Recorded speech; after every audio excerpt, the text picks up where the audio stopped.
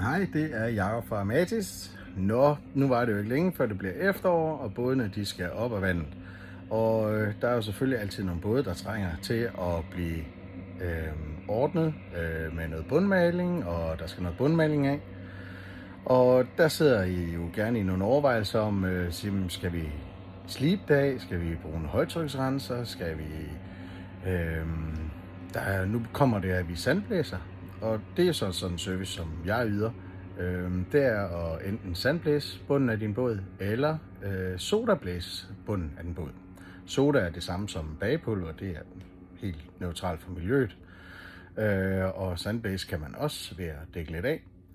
Men egentlig sådan for at komme det lidt nærmere med hensyn til, om man ikke bare kan slibe bunden af sin båd, så er der sådan set en kæmpe forskel på, når du sliber den, eller når du får sandblæst bunden af din båd.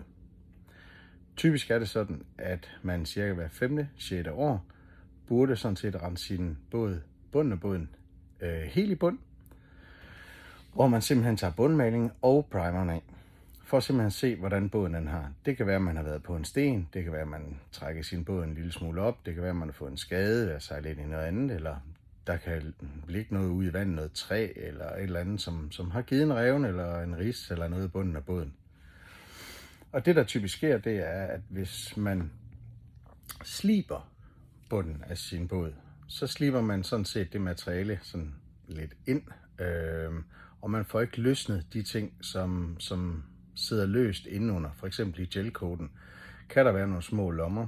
Nogle oplever desværre, at der er osmose i deres båd.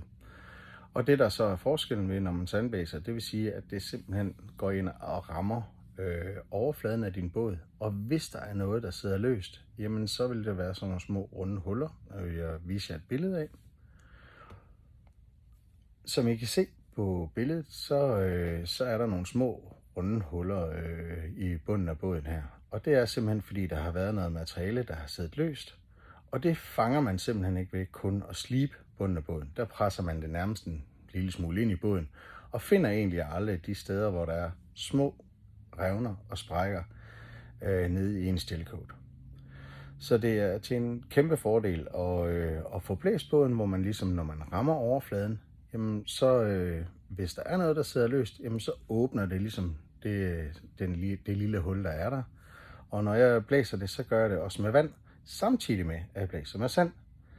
Så det betyder sådan set, at jeg skyller hullet ud samtidig med. Man får simpelthen skyllet, hvis det er gået så galt, at det er osmose, så får man skyllet noget af det syre ud, der sidder inde under overfladen på gelcoaten.